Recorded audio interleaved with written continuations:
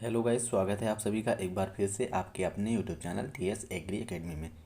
Guys, अगर आप लोग हमारे चैनल पर नए हो तो प्लीज़ चैनल को लाइक, शेयर और सब्सक्राइब करना बिल्कुल भी ना भूलना। दोस्तों, हमारे इस चैनल पर एग्रीकल्चर से रिलेटेड सभी सब्जेक्ट की जो है प्रिपरेशन कराई जाती है। और अगर आपका भाई बहन दोस्त कोई भी अगर एग्रीकल्चर की प्रिपरेशन या तैयारी कर रहा हो तो उसके पास इस चैनल की लिंक ज़रूर भेजना और उनको हमसे जो है ज्वाइन करने की कोशिश करें कि आप लोग हमारे इस चैनल से ज़रूर ज़रूर जुड़ें।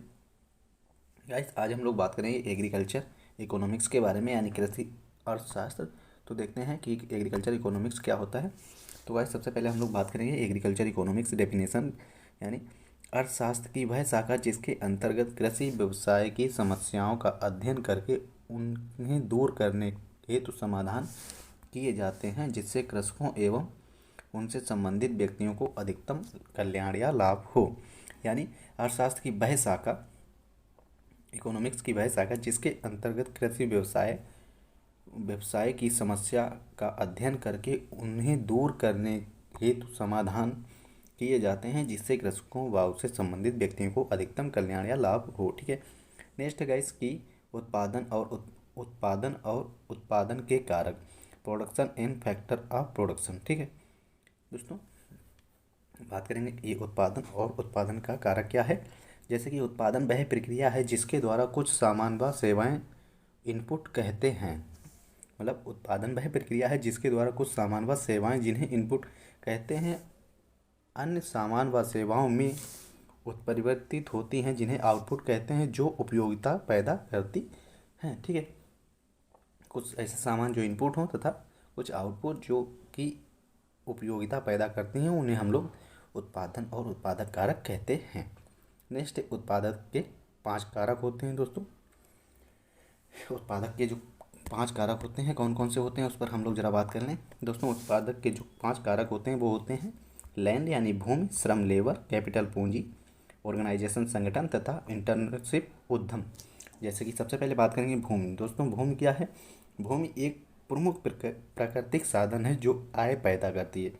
दोस्तों, भूमि जो है वो एक प्राकृतिक यानी कि जो है एक फ्री का साधन है जो आय पैदा करती है। इसकी भौगोलिक पूर्ति बढ़ाई नहीं जा सकती। जो दोस्तों इसकी भौगोलिक पूर्ति है, यानी लैंड हमारे पास जितनी है वो उतनी ही रहेगी, उसे हम किसी भी तरह से बढ़ा नहीं सकते, किंतु की पूर्ति बढ़ाई जा सकती है भूमि का सघन उपयोग करके। लेकिन जो है उसकी पूर्ति को हम लोग भूमि का सघन उपयोग करके उसकी पूर्ति को बढ़ा सकते हैं। ठीक है। नेक्स्ट है श्रम। दोस्तों, श्रम क्या है? यानी कि लेबर के बारे में बात करेंगे। तो दोस्तों, जो श्रम है, श्रम एक सक्रिय उत्पादन साधन है। दोस्तों, जो श्रम है ये हमारा उत्पादन का एक सक्रिय साधन होता है, बल्कि जो भूमि होती है वो असक्रिय साधन होता है।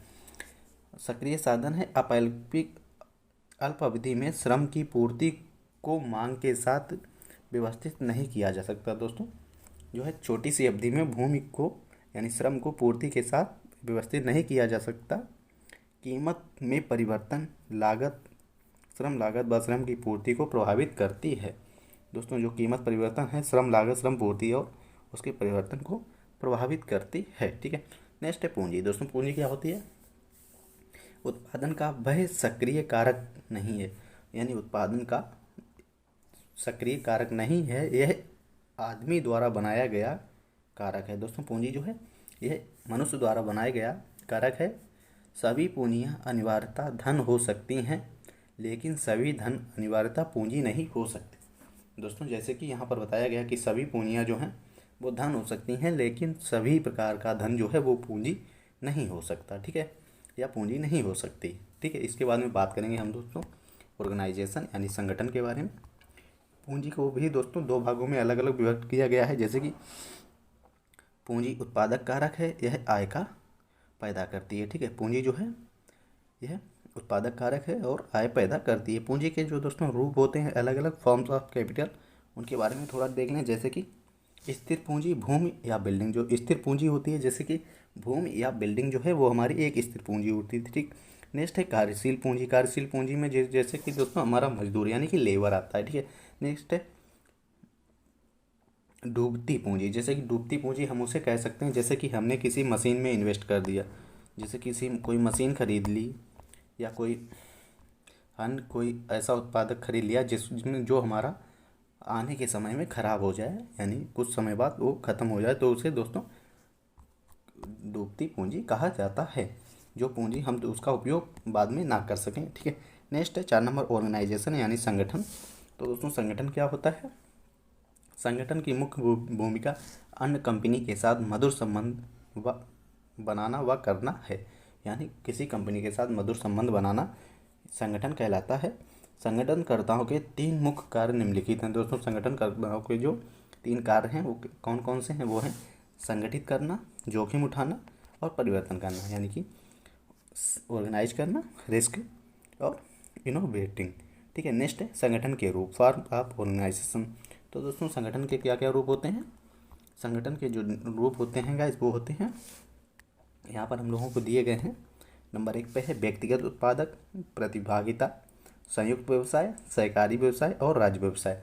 जो दोस्तों संगठन के रूप होते हैं, जैसे कि एक तो व्यक्तिगत हो गया, एक ही शख्स के।